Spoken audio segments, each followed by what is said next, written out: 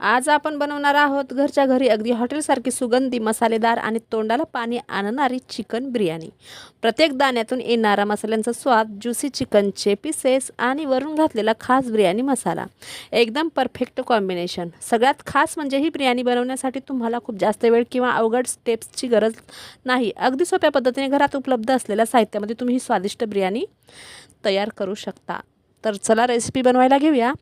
तर इथे मी अर्धा किलो तांदूळ 2-3 पाण्याने धुवून शिजून घेतलेत।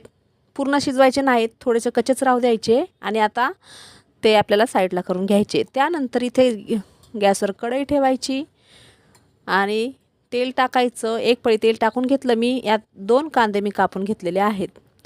तर कांदे कापून छान फ्राय होऊ द्यायचं। त्यानंतर 1 चमच मिरची पावडर, थोडीशी हळद टाकून छान फ्राय करून घ्यायचं आहे।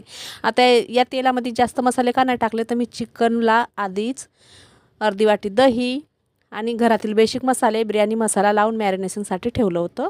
5 ते 10 मिनिटच ठेवलं होतं मी। त्यानंतर या फ्राय झालेल्या कांद्यामध्ये हे चिकन टाकून घ्यायचं आणि थोडंसं पाणी टाकून आपल्याला हे चिकन 10 मिनिटं मीडियम गॅसवर शिजून घ्यायचं आहे झाकण ठेवून।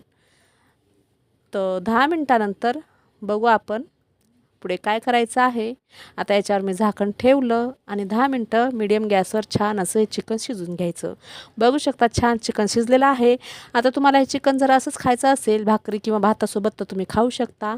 चिकनची सुकी भाजी झालेली आहे आणि टेस्टीसुद्धा तेवढंच झालेलं आहे।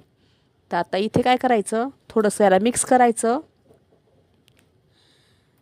आणि मिक्स करून याच्यात आपल्याला उकडून घेतलेला भात टाकून घ्यायचा।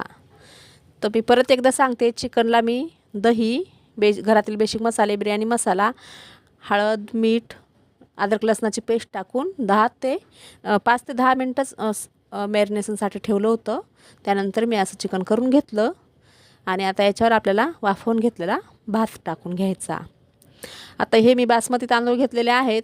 तुम्हाला पाहिजे असेल तर तुम्ही कुठलेही तांदूळ घेऊ शकता। आता हा भात मी टाकून घेतला सर्व आणि आता आपल्याला ह्याला पसरून घ्यायचा आहे। बघू शकता अशा प्रकारे सगळीकडे पसरून घ्यायचा। मी सगळीकडे पसरून घेते। तर खूप सोपी रेसिपी आहे आणि पटकन होणारी रेसिपी आहे आणि अगदी घरातील साहित्यात होणारी रेसिपी आहे। तर नक्की करून बघा आणि रेसिपी जर आवडली असेल तर व्हिडिओला लाईक, शेअर, कमेंट जरूर करा। चॅनलला एक सबस्क्राईब नक्कीच करा। आता कधी-कधी काय होतं, आपण बिर्याणी खाताना ते घशात अडकल्यासारखे होते। तर तसं न होण्यासाठी आपण काय करायचे, जे आपण भात शिजवलेलं पाणी असतं ना बाजूला काढून ठेवलेलं, ते पाणी याच्यावर थोडं टाकलं ना, तर आपण जेव्हा बिर्याणी खातो तेव्हा घशात ते अडकल्यासारखं लागत नाही आणि सॉफ्ट मऊ होते। तर इथे मी 2 पळ्या ते पाणी टाकून घेतलं। 5-6 पुदिन्याची पानं टाकली आणि खूप सारी कोथिंबीर टाकली। आता इथे ना तुम्हाला पाहिजे असेल तर कांदा तळून तो पण टाकू शकता, पण मी नाही टाकलेला आहे। तर तुम्हाला टाकायचं तर तुम्ही कांदा तळून घ्या आणि टाका, त्याने पण टेस्ट खूप छान येते। किंवा तुम्हाला याच्यात फूड कलर टाकायचा असेल थोडा तर तोही थोडासा टाकू शकता किंवा केसर सुद्धा टाकू शकता थोडंसं। आता इथे 10 मिनिटं कमी आचेवर ही बिर्याणी छान अशी झाकून मी शिजून घेतलेली आहे। तर इथे बिर्याणी रेडी झालेली आहे। मी गॅस बंद केलेला आहे आणि बघू शकता झाकण काढताच एवढा घरभर सुगंध पसरलेला आहे ना, की बघताच खावीशी वाटणारी बिर्याणी रेडी झालेली आहे। तर मी आता याला प्लेटमध्ये घेते। तर ही रेसिपी झालेली आहे। तुम्हाला जर आवडली असेल तर व्हिडिओला लाईक, शेअर, कमेंट जरूर करा। चॅनलला एक सबस्क्राईब नक्कीच करा। चला तर भेटूया परत एका नवीन व्हिडिओमध्ये नवीन रेसिपी घेऊन। बाय, जय महाराष्ट्र।